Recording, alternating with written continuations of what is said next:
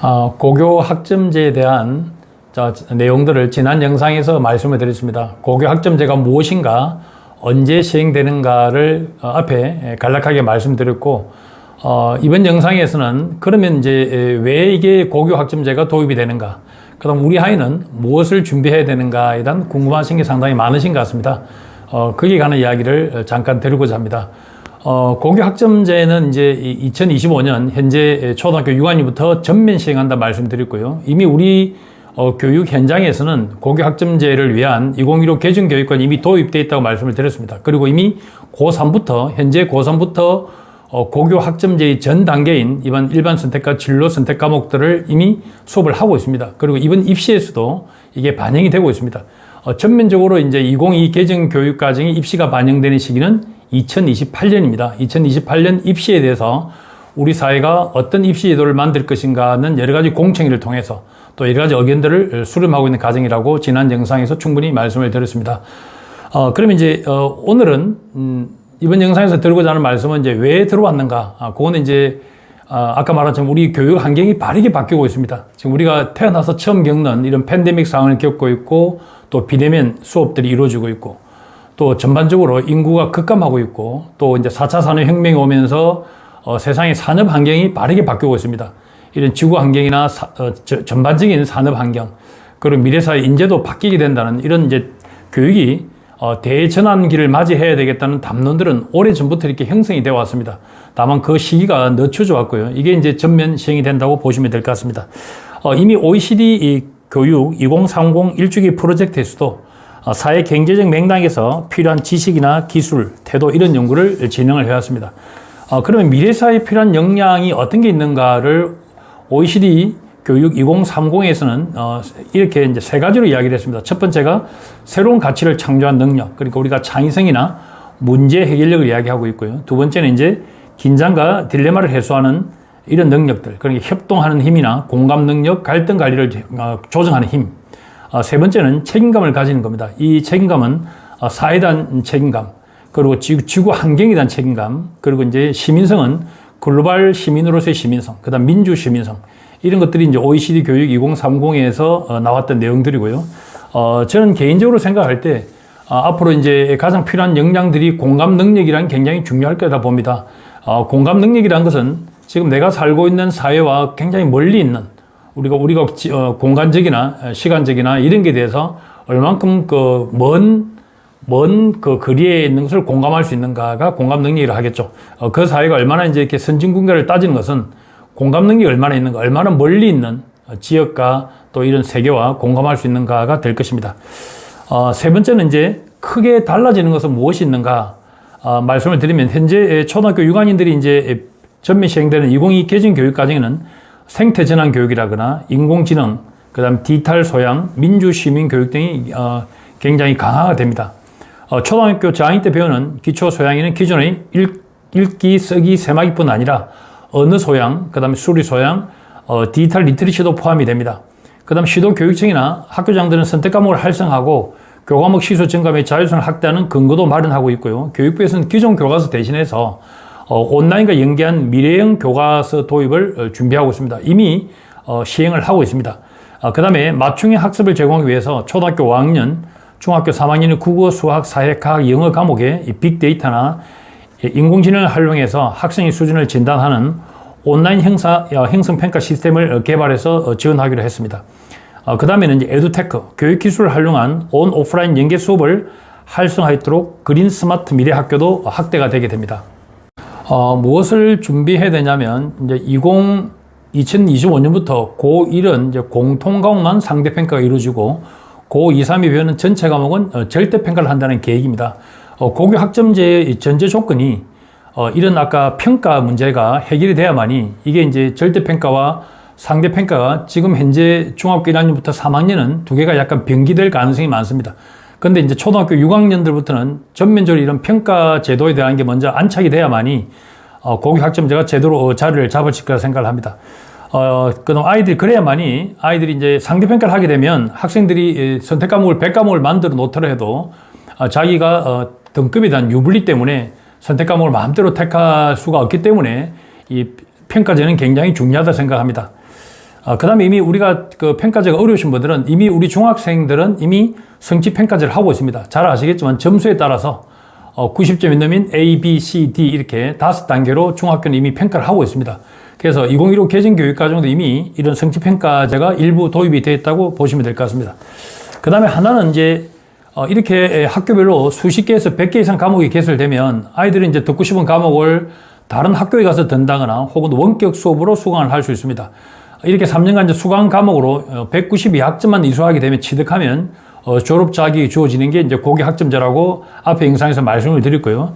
그럼 우리는 이제 뭘 준비해야 되는가? 그러면 이제 교육부의 긴 로드맵을 보면 당연히 자사고는 없어져야 되겠죠. 자사고가 폐지가 돼야만이 이 전체 로드맵이 완성이 되는 겁니다.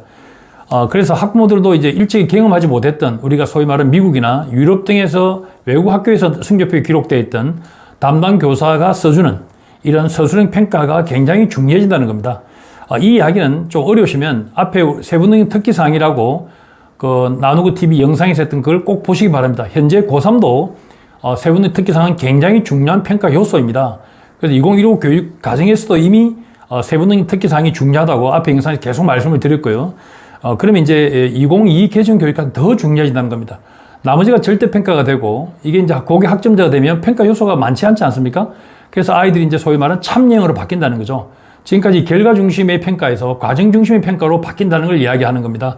그러면 우리 아이들이 초등학교 6학년이라면 뭘 준비해야 되냐면 고등학교 올라가서 교과목 선생님들이 우리 아이에게 서술형 평가에서 어떻게 하면 잘 기록해 줄 건가 답이겠죠. 그건 앞에 영상을 꼭 보시길 바랍니다. 그러면 이제 좀 정리를 하면 기본적으로 자기주도자 학습에 영향이 있어야 되겠죠. 소위 말하는 셀프 디렉티드 러닝, 자기가 스스로를 통제하고 계획을 세우고 스스로 평가하는 이런 메타인지적 능력도 있어야 될 것이고요. 그 다음에 진로 학습 설계를 할 수 있는 능력도 있어야 될 거라고 봅니다. 그 다음에 이런 진로 연계 학습이 본인의 삶과 실제로 연결되면 더 좋겠죠. 그래서 이제 정리하면 아까 말씀한 아이들이 지필고사를 잘 치는 것 이상으로 이제 성취도 평가를 잘 받는 것. 단순하게 지금도 중학교, 고등학교에서는 지필 시험만 잘 친다해서 100점을 받지 않는 것은 아실 겁니다. 기본적으로 보통 우리가 이제 수행평가가 부산 지역은 한 40%, 수도권 지역은 50% 정도가 수행평가가 이미 반영이 되고 있습니다. 프로젝트 수업이라거나 과제라거나 수행평가 점수가 점점점 비율이 높아질 것이고요. 그 다음에 지필시험도 단순하게 우리가 오지선당이 아니고 서술평가 비율이 늘어나고 있죠. 이미 그거는 오랫동안 5년 전부터 이렇게 시행이 이미 되고 있는 겁니다.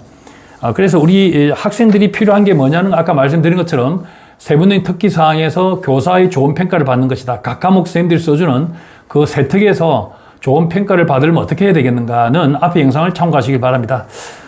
이제 고교 학점제에 대해서 이렇게 간략하게 알아봤지만 이제 학교 현장에서 물론 반대 목소리도 많습니다. 교육 현장에서는. 왜냐하면 아직까지 대입 제도가 개선이 선행되지 않은 상황에서 고교 학점제가 좀 시행되는 것이 시기상조가 아닌가. 또 하나는 고등학생들도 저희가 현장에서 학교나 대학에서 강의를 해보면 실제로 아직까지 진로가 명확하게 정해지지 않은 학생들이 너무 많습니다.